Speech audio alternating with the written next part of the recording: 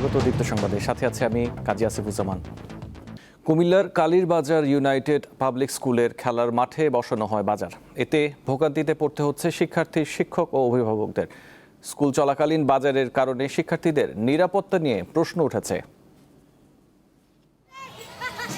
এটি একটি স্কুলের মাঠ, অথচ বসেছে বাজার। এতে শিক্ষার্থীরা শুধু খেলার সুযোগ থেকে বঞ্চিত হচ্ছে তাই নয়, শব্দ দূষণে ব্যাহত হচ্ছে পাঠদান কার্যক্রম। কুমিল্লার কালীরবাজার ইউনাইটেড পাবলিক স্কুলের মাঠের চিত্র এটি। ইজারার মাধ্যমে খোদ প্রশাসনের পক্ষ থেকে বসানো হয় বাজার। প্রতিদিন সকাল 9টা 45 মিনিট থেকে বিকেল 4টা 20 মিনিট পর্যন্ত চলে স্কুলের ক্লাস। আর সপ্তাহের শনি ও মঙ্গলবার বিদ্যালয়ের খেলার মাঠে বসে বাজার। এতে শব্দ দূষণ সহ নানা বিড়ম্বনায় পড়তে হচ্ছে শিক্ষার্থীদের। বাজারে যে ময়লা আবর্জনাগুলো ফেলাই যায়, ধরেন মাছের পানি বা বিভিন্ন ধরনের পচা শাকসবজি, ওইগুলোর কারণে দুর্গন্ধের কারণে আমরা ক্লাস করতে পারতেছি। যে অসুবিধাগুলো হতেছে এই বাজারের জন্য, এগুলা মানে আমাদের পড়ার মধ্যে অনেক বিঘ্ন ঘটাইতেছে এই বাজারের শব্দগুলা। আসলে বাজারের কারণে সব জায়গাতে স্কুল প্রতিষ্ঠানের স্বাভাবিক খারাপের দিকে যাচ্ছে। ক্লাস নিতেও অসুবিধায় পড়তে হয় শিক্ষকদের। এছাড়া বাজারের ময়লা আবর্জনার দুর্গন্ধে নষ্ট হচ্ছে বিদ্যালয়ের পরিবেশ। যখন এই বাজার হচ্ছে, তখন আমাদের স্টুডেন্টদের পড়াশোনায় একটা বিঘ্ন ঘটতেছে। সরকারি হস্তক্ষেপে এই বিদ্যালয়ের একটি নিজস্ব বাউন্ডারি হয়, শিক্ষার্থীদের একটা সুশৃঙ্খল পরিবেশ তৈরি হয়। বাজারের কারণে আমরা বিদ্যালয়ে অ্যাসেম্বলি যখন করাই, অ্যাসেম্বলিতে আমাদের একটু সমস্যা হয়, বা খেলাধুলাতে ছেলেমেয়েরা স্বাভাবিক চলাফেরাতে একটু সমস্যা হয়। স্কুলটির ব্যবস্থাপনা কমিটির সভাপতি জানান, মাঠটি ইজারা দিয়ে বাজার বসানো হয়। প্রশাসনের পক্ষ থেকে জানানো হয়েছে, দ্রুত মাঠটি শিক্ষার্থীদের জন্য উন্মুক্ত করার চেষ্টা চলছে। কালীরবাজারের আধুনিকায়নের ব্যাপারে যে পরিকল্পনা আমাদের মন্ত্রী মহোদয় এবং স্থানীয় সংসদের রয়েছে, সেই পরিকল্পনা অনুযায়ী আমরা কিন্তু যদি আগাইতে পারি, বাস্তবায়ন করতে পারি, তাহলে স্কুলের মাঠে আর বাজার থাকবে না ইনশাল্লাহ।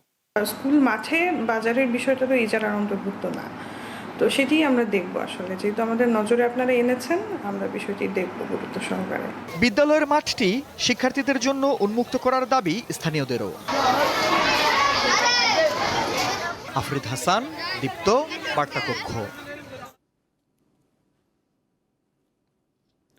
চীনের পক্ষ থেকে আসা বাংলাদেশ, মিয়ানমার ও তাদের মধ্যকার অর্থনৈতিক করিডোরের প্রস্তাব বাস্তবায়ন করা গেলে লাভবান হবে বাংলাদেশ। এমনকি এই সংযোগ পাল্টে দেবে ভূ রাজনৈতিক ও অর্থনীতির নানা সমীকরণ। দীপ্ত টেলিভিশনের টকশো দেশ ভাবনায় অংশ নিয়ে দেশের শীর্ষ রাজনীতি ও নিরাপত্তা বিশ্লেষকরা জানান, বাংলাদেশকে দেয়া চীনের এই প্রস্তাব রোহিঙ্গা সংকট নিরসনেও ভূমিকা রাখতে পারে। চীন থেকে মিয়ানমার পর্যন্ত একটি করিডোর আছে। এটিকে বাংলাদেশের চট্টগ্রাম বন্দর পর্যন্ত নিয়ে আসার প্রস্তাব বাংলাদেশের প্রধানমন্ত্রী তারেক রহমানকে দিয়েছেন চীনের প্রেসিডেন্ট শি জিনপিং। সম্প্রতি চীনে তাদের বৈঠকে এই আলাপ হয়। বেইজিং এই ত্রিপক্ষীয় করিডোরকে তাদের বহুল আলোচিত বেল্ট অ্যান্ড রোড ইনিশিয়েটিভের একটি অন্যতম উপ আঞ্চলিক স্তম্ভ হিসেবে প্রতিষ্ঠা করতে আগ্রহী। রাজনীতি ও নিরাপত্তা বিশ্লেষকরা বলছেন, এই অর্থনৈতিক করিডোরের ভূ রাজনৈতিক ও অর্থনৈতিক গুরুত্ব অসীম। কেউ যদি আমাদেরকে সিজ করে বা যদি কোনো ব্লকেট করে, আমাদের কিন্তু আউটওয়ার্ড যাওয়ার কথা নাই। এই করিডোর কিন্তু is also one of the strategic মানে আমাদের আউটলেট বা আমাদের লজিস্টিক বা ব্যাকআপ বা কনস্ট্যান্ট মেনটেন করার কিন্তু একটা করিডোর হতে পারে। এই একটা স্ট্র্যাটেজিক আর কি। এটা ডাইরেক্ট কানেক্টিভিটির ভিতর দিয়ে একটা দারুণ সম্ভাবনার ব্যাপার আছে, কিন্তু যদি ওই ডাইরেক্ট কানেক্টিভিটির ব্যাপারটা এখানে আসলেই বাস্তবায়িত হয়, আমি বলবো সেইটা আসলে সম্পর্ককে অবশ্যই একটা অন্য উচ্চতায় নিবে। রোহিঙ্গা সমস্যা সমাধানে চীনের মধ্যস্থতায় মিয়ানমারের সঙ্গে দ্রুত আলোচনা হবে বলে সরকার জানালেও বিশ্লেষকরা বলছেন, চীনের আন্তর্দেশীয় সংযোগকে সামনে রেখে বাংলাদেশের উচিত রোহিঙ্গা সংকট সমাধানে দেশটির দৃঢ় সমর্থন আদায় করা। রোহিঙ্গা সমস্যার সমাধান ছাড়া এই কানেক্টিভিটি দিয়ে আমরা কি করব? সমস্যাই যদি থেকে যায়, শুধু এই কানেক্টিভিটি হলে আমরা তো আর প্রচুর পণ্য পাঠাতে পারবো না। আমরা একটা সম্ভাবনা দেখছি আসিয়ানের দিকে, সেটা হয়তো হবে, কিন্তু পণ্য তো আসবে চীনের। মূলত আমরা চীনের বড় বাজারে পরিণত হব। কিন্তু আমাদের এই ছোট ছোট দ্বিপাক্ষিক সমস্যাগুলো যদি সমাধান করে নিতে পারি, সেটা আমাদের জন্য লাভজনক হবে। একই সঙ্গে করিডোরের সুফল পেতে স্থানীয় মানুষের সম্পৃক্ততা নিশ্চিত করার তাগিদ দিয়েছেন তারা।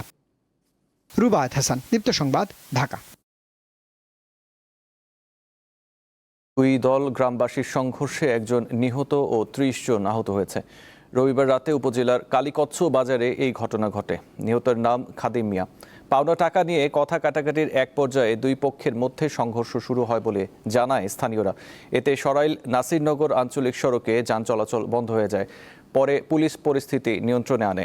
আহতদের সরাইল উপজেলা স্বাস্থ্য কমপ্লেক্স সহ বিভিন্ন হাসপাতালে চিকিৎসা দেওয়া হয়।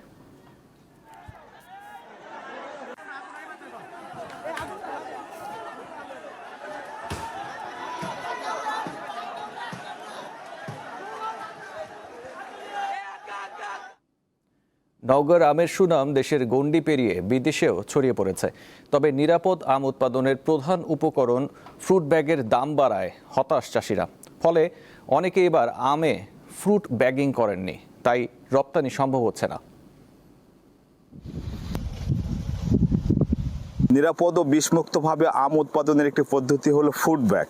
একটি কাগজের ব্যাগের মধ্যে আমগুলোকে রাখা হয় এবং নির্দিষ্ট সময় পর সে আম গাছ থেকে নামানো হয়। এই ফুড ব্যাগের দাম আগে অনেক কম থাকার কারণে নওগাঁর যে অধিকাংশ আম চাষিরা রয়েছে, যেগুলো আম বিদেশে রপ্তানি হয়, সেগুলো আমগুলো এই ফুড ব্যাগের মধ্যে রাখা হতো, রেখে বিষমুক্ত ও নিরাপদভাবে উৎপাদন করা হতো। কিন্তু সম্প্রতি এই ফুড ব্যাগের মূল্য দ্বিগুণ হয়ে যাওয়ার কারণে এবছর নওগাঁর অধিকাংশ আম চাষিরা এই ফুড ব্যাগ থেকে মুখ ফিরিয়ে নিয়েছে। এই বছরে এই মৌসুমে এই ফুড ব্যাগিং এর দামটা অত্যাধিক বৃদ্ধির কারণে কৃষক নিরাপদভাবে ফল উৎপাদনে এই ব্যাগিং করতে পারতেছে না। এই ফুড ব্যাগিং না করলে বিদেশে যে আমের রেট সেটা আসে না, যার ফলে বিদেশে আম রপ্তানি করা যায় না। তা আম রপ্তানি করলে অবশ্যই ফুড ব্যাগিংটা প্রয়োজন। ফুড ব্যাগিংটা বিদেশ থেকে আমদানি করতে হয়, এটা কৃষি পণ্য হিসেবে ডিক্লেয়ার না। এই জন্য এই ফুড ব্যাগের উপরে প্রায় 55% আমদানি শুল্ক আছে। এটা যদি সরকার কমিয়ে দেয়, জেরো করে দেয়, তাহলে কিন্তু আমরা সহজে অনেক সস্তায় কিন্তু আমরা ফুড ব্যাগিংটা করতে পারবো। নওগাঁর আম চাষিরা বলছেন যে ফুড ব্যাগ করার পরে যে খরচ হয়, সে খরচটি তারা আম বিক্রি করে তুলতে পারছে না। তার কারণে এবার অধিকাংশ বাগানে এই ফুড ব্যাগিংটা তেমন চোখে পড়েনি। নওগাঁর যে আম চাষিরা রয়েছে, যেহেতু নওগাঁতে প্রতি বছরই আম বাগান বৃদ্ধি পাচ্ছে এবং আমের উৎপাদন বৃদ্ধি পাচ্ছে, সেহেতু সরকারের পক্ষ থেকে যদি প্রতি মৌসুমে এই ফুড ব্যাগটা কম মূল্যে আগ্রহী যারা আম চাষি রয়েছে তাদেরকে সরবরাহ করা হয়, তাহলে নওগাঁর যে নিরাপদ ও বিষমুক্ত আম উৎপাদন আরও বৃদ্ধি পাবে এবং নওগাঁর আমের সুনাম দিন দিন দেশ জুড়ে ছড়িয়ে পড়বে। মোহাম্মদ আব্দুর রউফ, দীপ্ত টিভি, নওগাঁ। দেশের পোল্ট্রি শিল্প ও রপ্তানি খাতে নতুন মাত্রা যোগ করল কাজী ফার্মস গ্রুপ। প্রথমবারের মতো রপ্তানি করল হ্যাচিং ডিম। গতকাল প্রথম চালানে 10,000 ডিম পাঠানো হলো নাইজেরিয়ায়। বিমানবন্দরে উপস্থিত ছিলেন মৎস্য ও প্রাণী সম্পদ প্রতিমন্ত্রী ও প্রাণী সম্পদ অধিদপ্তরের মহাপরিচালক। কাজী ফার্মস গ্রুপের ব্যবস্থাপনা পরিচালক জানান, হ্যাচিং ডিমের পাশাপাশি খাবার ডিমও রপ্তানি করবে তার প্রতিষ্ঠান।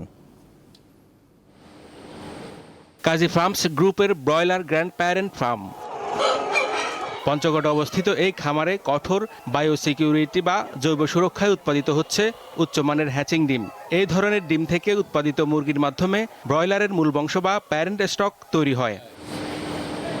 রবিবার প্রথমবারের মতো 10,000 হ্যাচিং ডিম নাইজেরিয়ায় রপ্তানি করল পোল্ট্রি খাতের অন্যতম শীর্ষ প্রতিষ্ঠান কাজী ফার্মস। এতে সহযোগিতা করেছে প্রাণী সম্পদ অধিদপ্তর। এ সময় ঢাকার হযরত শাহজালাল বিমানবন্দরের কার্গো ভিলেজে অন্যদের মধ্যে উপস্থিত ছিলেন মৎস্য ও প্রাণী সম্পদ মন্ত্রণালয়ের প্রতিমন্ত্রী সুলতান সালাউদ্দিন টুকু, প্রাণী সম্পদ অধিদপ্তরের মহাপরিচালক মোহাম্মদ শাহজামান খান এবং কাজী ফার্মস গ্রুপের ব্যবস্থাপনা পরিচালক কাজী জাহিদুল হাসান। মৎস্য ও প্রাণী সম্পদ প্রতিমন্ত্রী কাজী ফার্মস গ্রুপের হ্যাচিং ডিম পরিদর্শন করেন। এই ডিমের বিভিন্ন দিক তুলে ধরেন প্রতিষ্ঠানের ব্যবস্থাপনা পরিচালক। হ্যাচিং ডিম রপ্তানির উদ্যোগ নেওয়ায় প্রধানমন্ত্রীর পক্ষ থেকে কাজী ফার্মস গ্রুপকে ধন্যবাদ জানান প্রতিমন্ত্রী।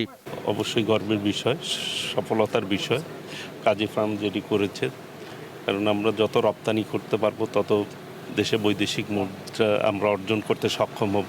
এর সাথে যারা জড়িত রয়েছে সবাইকে আন্তরিকভাবে সরকারের পক্ষ থেকে মাননীয় প্রধানমন্ত্রী দেশনায়ক তারেক রহমানের পক্ষ থেকে তাদেরকে ধন্যবাদ জানাচ্ছি। প্রাণী সম্পদ অধিদপ্তরের মহাপরিচালক বলেন, এ ধরনের পণ্য দেশের রপ্তানি বাণিজ্যে নতুন মাত্রা যোগ করবে। আজকে এটা প্রথম শুরু হচ্ছে, এই সরকারের আমলে প্রথম রপ্তানি চালান যাচ্ছে। আমরা অত্যন্ত আনন্দিত। সামনের দিনগুলিতে রপ্তানির পরিমাণ আরও বাড়বে। রপ্তানিতে সহযোগিতার জন্য প্রাণী সম্পদ অধিদপ্তরকে ধন্যবাদ জানান কাজী ফার্মস গ্রুপের ব্যবস্থাপনা পরিচালক। তুলে ধরেন তার ভবিষ্যৎ পরিকল্পনার কথা। এই ট্রায়াল শিপমেন্টের পর আমরা নিয়মিতভাবে আমরা এই গ্র্যান্ড প্যারেন্ট এবং অন্যান্য হ্যাচিং এগ এবং খাবার ডিম সেটা আমরা নিয়মিতভাবে রপ্তানি করব ভবিষ্যতে। দেশের পোলট্রি শিল্প এখন শক্তিশালী অবস্থানে। মানুষের প্রাণীজ আমিষের চাহিদার বড় অংশ মেটানো হয় এই খাত থেকে। এক্ষেত্রে ডিম ও মাংস উৎপাদনে গুরুত্বপূর্ণ ভূমিকা রাখছে কাজী ফার্মস গ্রুপ। আগামীর যাত্রায় প্রতিশ্রুতিশীল সব সময়। হেদায়েতুল্লাহ সীমান্ত, দ্বিতীয় সংবাদ, ঢাকা।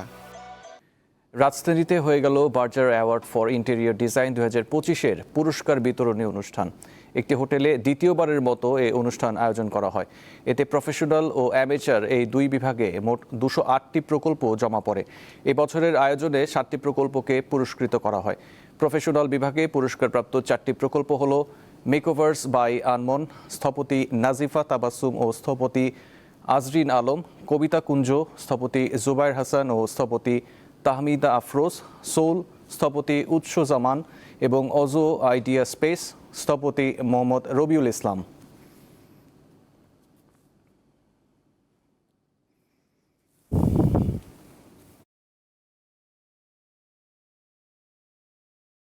এবার আন্তর্জাতিক প্রসঙ্গ। পাল্টাপাল্টি হামলা বন্ধ করে আবারও আলোচনায় বসতে সম্মত হয়েছে ইরান ও যুক্তরাষ্ট্র। মার্কিন এক কর্মকর্তার বরাতে রবিবার এ খবর জানিয়েছে বার্তা সংস্থা রয়টার্স। এর ফলে আবারও দুপক্ষের মধ্যে স্বাক্ষরিত সমঝোতা স্মারক টিকে থাকার আশা জোরদার হয়েছে। মার্কিন ওই কর্মকর্তা জানিয়েছেন, সমঝোতা স্মারকের সব বিষয়ে কারিগরি পর্যায়ের আলোচনা অব্যাহত থাকবে। আপাতত উভয় পক্ষ সামরিক পদক্ষেপ থেকে বিরত থাকবে এবং হরমুজ প্রণালীতে জাহাজ অবাধে চলাচল করতে পারবে। যুক্তরাষ্ট্র ভিত্তিক সংবাদ মাধ্যম অ্যাক্সিওসের খবরে বলা হয়েছে, মঙ্গলবার কাতারে পুনরায় আলোচনা শুরু হবে।